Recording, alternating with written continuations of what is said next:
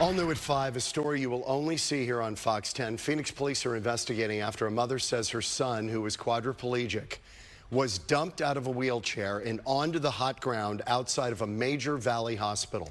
His family says he was having issues with his catheter, but claims the hospital didn't fully treat him and left him in a park where he was bitten by hundreds of ants. Unable to move. Fox 10 Stephanie Bennett joins us live with the story. Steph. John and Christina, good evening. Yeah, to make matters worse, it was also during this brutal summer heat. It actually happened right here behind me. You can see the hospital on one side, and then it's the park right across here where we're at right now. Now, according to police paperwork, there was actually a man who lives in this park. He is homeless, and he claims that he witnessed the whole thing, and he actually let the victim use his own phone to call his mom for help. Now, a quick warning to viewers, some of this footage may be disturbing. See, this is my son. Why did they throw you here, Jess? They don't want to call you. They didn't want to, and so I'm supposed to pick you up here. This is how they discharged my son from the hospital. Family call him their gentle giant. Ceci Garcia holding back tears after she found her quadriplegic son, 33-year-old Jesus Gomez, laying half naked on the ground outside Valleywise Health's Maryvale campus. So when I got to the park, I just turned on my phone and started recording. On June 14th, paramedics with the Phoenix Fire Department took Jesus to Valleywise after he says he was having issues with his catheter. Ceci works as a caregiver to her son and to others, so she was not able to go with him in the ambulance. Like a doctor came, they looked at me, they wrote down my name, they wrote down all my information, they gave me a shot, and then they said, all right, come on, let's go, let's get out of here.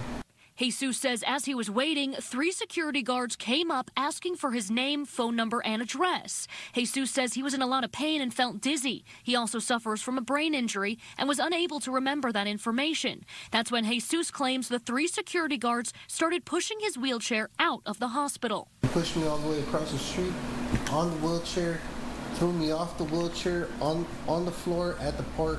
They walked away.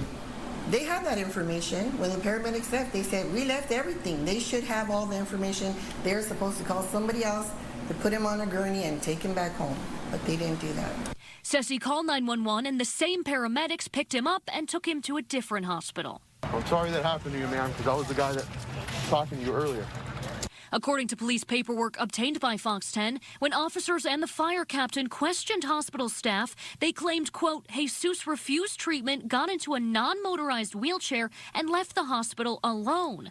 But paperwork states that the wheelchair had a safety lever on the back, which is only deactivated by the person pushing the wheelchair from behind, making the probability of Jesus operating the wheelchair alone highly unlikely, let alone the fact that he is a quadriplegic. Paperwork also shows that the wheelchair was nowhere to be seen, indicating that someone brought it back inside. I couldn't move. I couldn't do anything for myself. While on the ground, Jesus suffered severe swelling and blistering from ants. Paramedics took him to St. Joseph's Hospital, where he was admitted for 6 days and underwent surgery for his originating catheter issue. In a statement, Valleywise tells Fox 10, quote, while we cannot discuss individual patient cases due to patient privacy rules, Valleywise Health remains committed to providing exceptional care every patient, every time. In the event an issue arises that's not in line with our mission, we take steps to improve outcomes for all patients and modify any policies or procedures to ensure safe and top quality care. He's vulnerable, very vulnerable. He can't fight back. Justice will prevail. Yeah, and additionally, amongst that police paperwork, it says that the fire captain, when he went in there and also gave a statement, he says, quote, where he responded to several calls for service related to patients of the Valleywise Hospital being dropped off in this general area where Jesus was located in the past. Now, of course, when Phoenix police wrap up their investigation, they're going to then pass it along to the state attorney general's office. And they've also notified Adult Protective Services and the Arizona Department of Health as well. And the family tells us that they do plan to press charges.